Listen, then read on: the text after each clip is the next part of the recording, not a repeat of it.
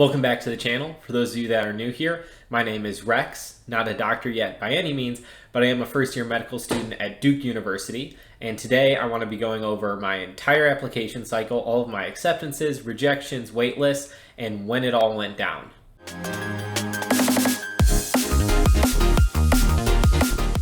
So a big part of why I want to do this video is to really go through and share the entire process start to finish. That was a big anxiety for me when I was going through it of, am I on schedule? Is this a normal time for this to happen? Am I waiting too long for my first interview invite? All of that stuff.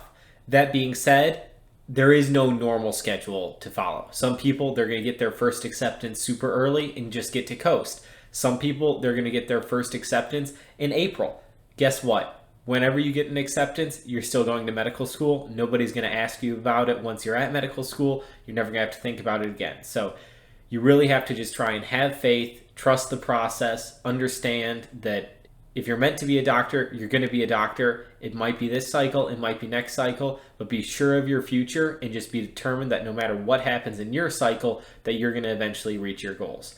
But so here's my cycle, and so I'll start off with my list of schools.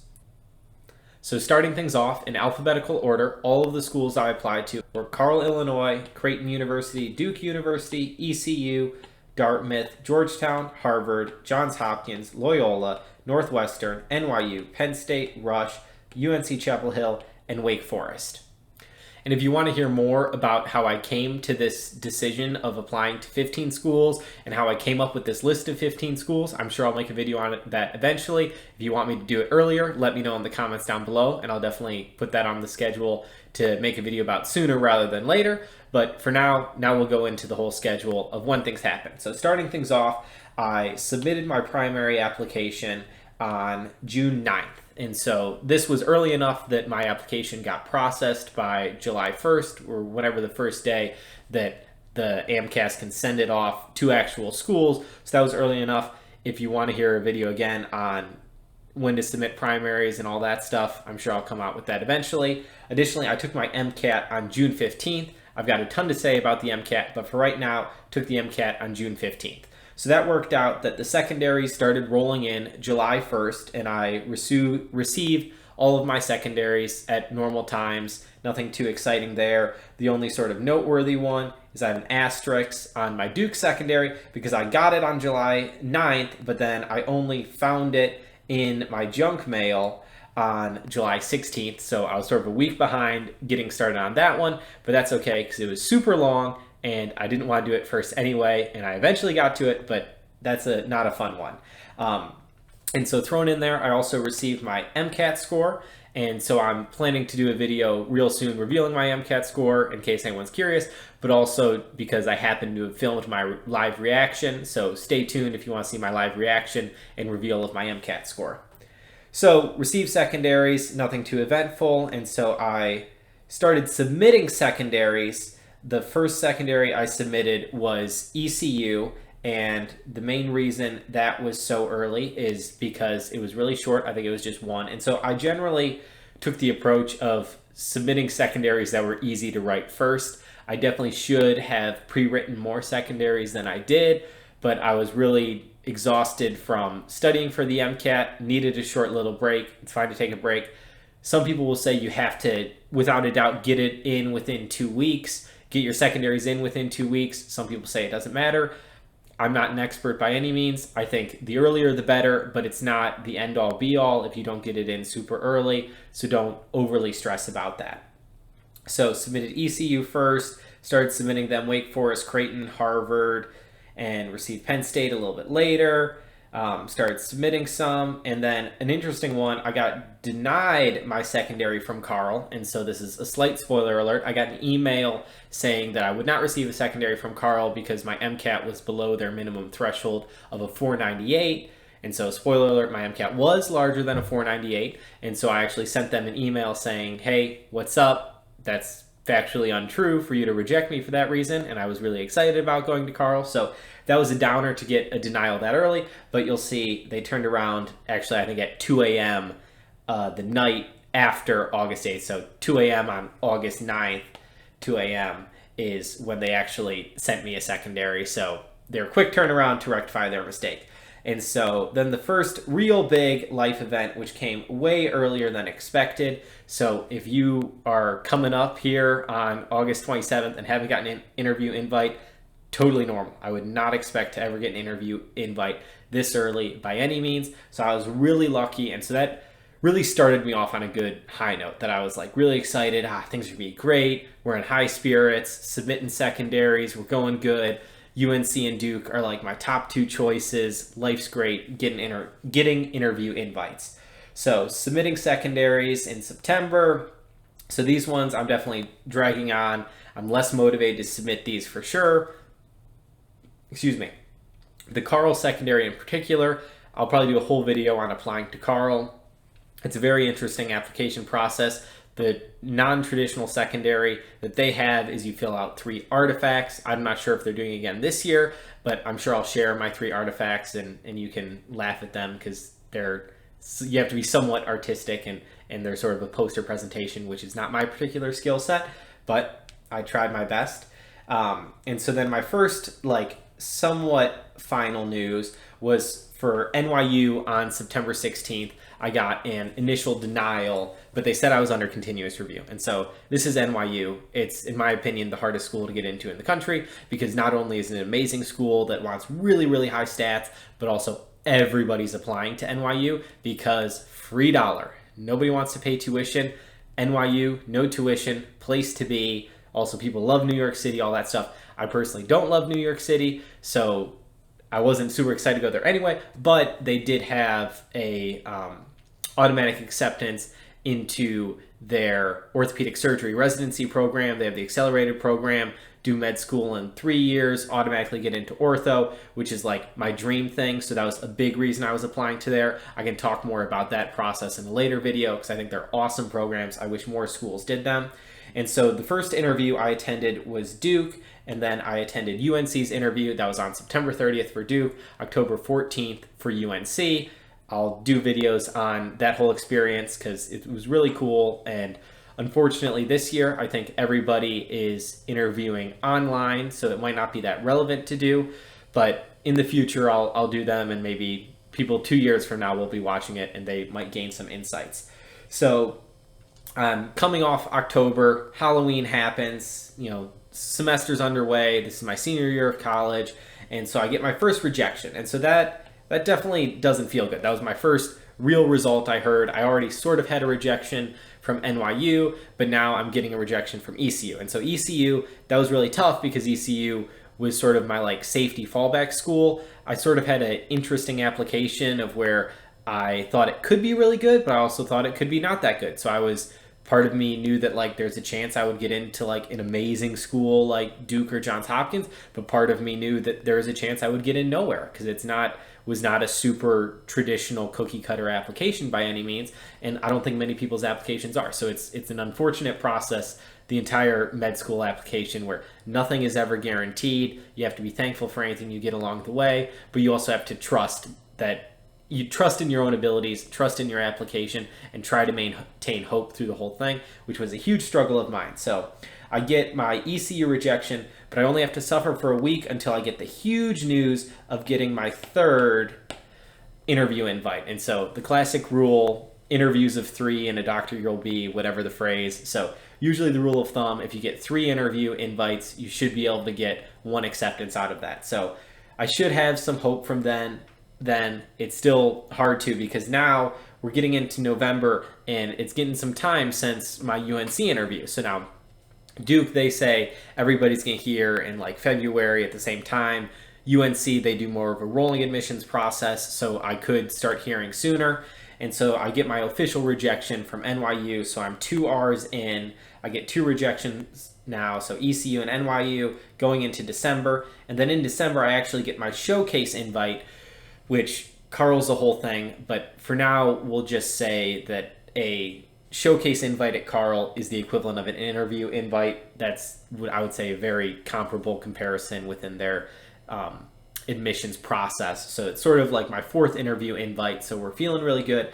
But this is December, and it was supposed to be that like first week of December, UNC promised that people that were interviewing at my time would hear something. They'd hear either acceptance, waitlist, rejection, continuous review, something. But radio silence, and that was like really my goal.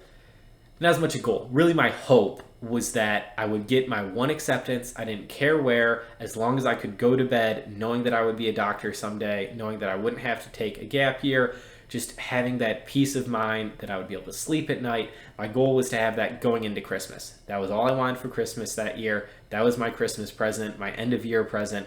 That's what I wanted. I wanted to be able to go into my spring semester, not a care in the world, just know that I have to, enjoy my classes for what they are. Don't care about my grades because no one will ever see my GPA again. I don't care about my GPA. Just care about learning something cool, having fun, relaxing. Didn't happen. Radio silence from UNC. And so then at this point, this is where I'm starting to get stressed. So here comes some update letters.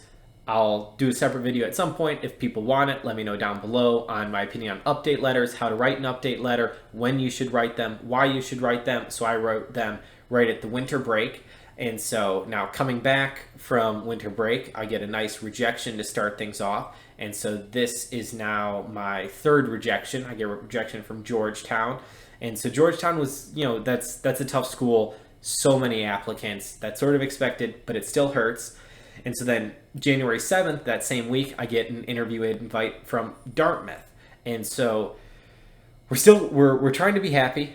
That's 5 interview invites. It's like, I have to believe it's going to work out, but there's always that voice in the back of your head saying that like, you might bomb 5 interviews. Maybe you didn't do as well as you thought on the 5 interviews. And it's like, it's always hard to fight against that. That's really real. It's hard to be confident until anything's guaranteed. I like things that are guaranteed. So still very stressed. And then to add to the stress, I get an email on January 9th saying that I am still under consideration for UNC. Usually that's never a good thing, in my opinion, that like you want things straight away, especially if a school promises you that they will have told you by the like first week of December. So this is like a month after. I'm happy I hear anything, but it's not even like a wait list. I probably would have been happier with a wait list at this point. Excuse me. So then I attend the Carl Showcase, which was absolutely amazing. I'd love to talk more about that sometime, but for sake of brevity, we'll move on from there. Now I get a Wake Forest rejection. So now that was one school where I thought I fit in really well as far as I'm in state for Wake Forest. I think that's sort of like the caliber tier of my application. That's sort of what I thought I was a good fit for and had a good shot of getting in. So that hurts. Life's not great. And so then January 16th rolls around. What a day. And so I actually have a video of it, of my live reaction. I filmed myself when I realized I got into medical school. And so I'll post that video after I do. I think I'm going to do a series of just going through all about my application and giving advice on it. And at the end of it, I'll share my acceptance video. That's really special to me that I was able to capture that moment. I'll never forget it. That's like the most life-changing moment of my life and absolutely changed my life going forward. And so after this, like, I don't care about the timeline. Nothing matters. I got one acceptance. I'm going to be a doctor. All that matters is that first acceptance. Anything after that is just icing on the cake. We don't care. We just want to know I'm going to be a doctor. So after that, I actually got an interview invite to Johns Hopkins on the next day. So like, what a 2 days in a row. And the interview invite to Johns Hopkins is like the most thing I'm proud of, I guess, as far as like, I think that's the most difficult thing to do. And I'm like really shocked I was able to pull that off. So I was really privileged to say I was able to interview at Johns Hopkins. It's really cool. I got then rejected 3 days later from Northwestern on January 20th. And then I was waitlisted on January 22nd at Carl. I was like more bummed than I should have been about that because I actually absolutely loved Carl. But like my level of bummed is like trivial compared to the absolute joy of just coming off an acceptance from UNC. So I don't care about anything. So I attend my Penn State interview on January 27th. A little bit later, February 12th, Duke acceptance. Happy Valentine's Day. What a time. Then I guess actually happy Valentine's Day. On Valentine's Day, I interviewed at Johns Hopkins, February 27th. I attend my Dartmouth interview, and so then I have a nice string of rejections, sort of schools finishing up their interview invite cycle. This is where I'm not really expecting any more invites, and if I am, I'd be like squeezing in at the very end. And so Harvard, Rush, Creighton, Loyola, all within a 2-week period, I get those rejections. And then I actually ended up getting an... Okay, so congrats if you made it this far.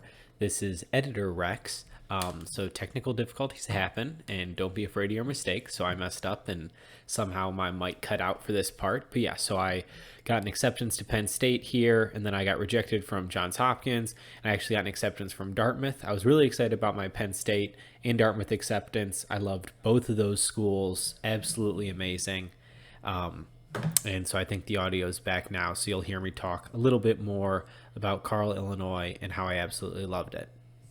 Really not where I would have attended, but on the off chance I would have gotten scholarship money or something like there, which was like at this point coming off a wait list and getting scholarship money. I don't know if that happens, but I was still holding out because their engineering approach to medicine and all of that is something that absolutely vibes with my career goals. That's where I felt like I fit in the most by far, was Carle, Illinois. So like I was still holding out, so I didn't actually ever formally withdraw myself from the wait list. So my last thing, June 30th, is when I got my official rejection from Carle, Illinois. Okay, so going back over everything, here's like a total summary of I receive all of my secondaries within early July. There's the one oddball of Carle, Illinois, where that's an oddball because of the whole miscommunication on they thought my MCAT was below 498 when it wasn't, and so that sort of delayed my whole process there of getting started. Then I submitted the secondaries. It's sort of interesting to note that like some of the first secondaries I submitted, like Wake Forest, I didn't hear for them for quite a while. September 14th, I actually was sort of late to submit a secondary, but I still ended up getting like an interview invite from Carle, Illinois. Same thing with Dartmouth, alphabetical order. August 15th, that was sort of late to submit compared to my other ones. I still ended up getting an interview invite there, but also sort of a trend. A lot of the ones I submitted late, I did not get interview invites for, so sample size of just me, interpret that as you will. I wouldn't read in too much to when I submitted secondaries if that was an indication on if I would get an interview invite or not. I don't think there's necessarily a huge correlation. But you can look through right there if you want to correlate and come up with some master equation between the interview invites and when I submitted the secondaries. I don't think there's a huge correlation, or that's something to stress about if you're currently going through submitting secondaries and stressed about not submitting them early enough. I have the asterisk by Carle, Illinois, because that's their showcase invite, which I'm considering an interview invite for this purpose. And there's just going through all the dates I got rejections before interviews, interview dates when they happened.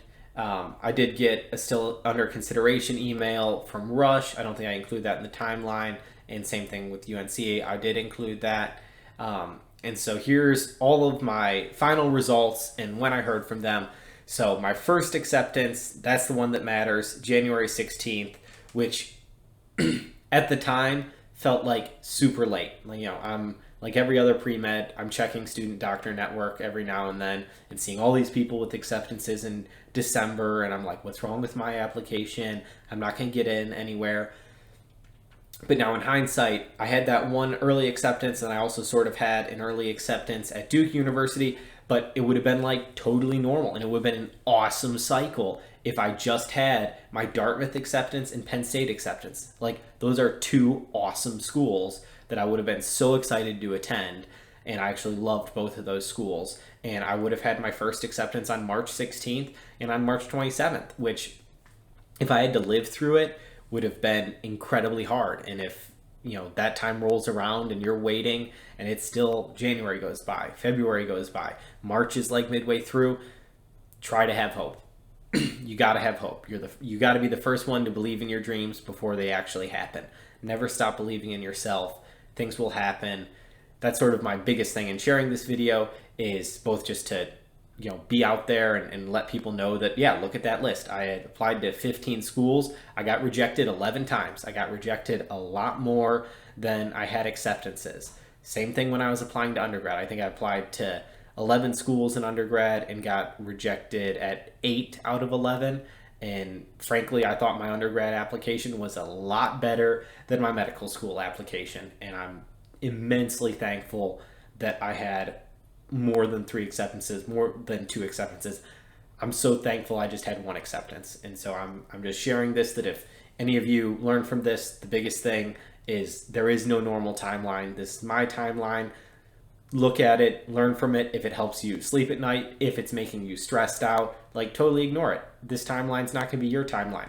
You're going to become a doctor when it happens. But the important thing is to believe it will happen. Yeah, so let me know if you enjoyed this video of sort of sharing my application process. I'm planning to make some follow-up videos on my MCAT, talking about my GPA, my live reaction to my MCAT score, sharing my primary application, sharing my personal statement, some advice on personal statements, secondaries, interview advice, all of that good stuff. So stay tuned for that. If you want to make sure you don't miss it, make sure you subscribe down below, hit the notification bell. Questions, comments, concerns, I'd love to hear about them down below. Make sure to like the video for the YouTube algorithm. In the meantime, don't be ordinary.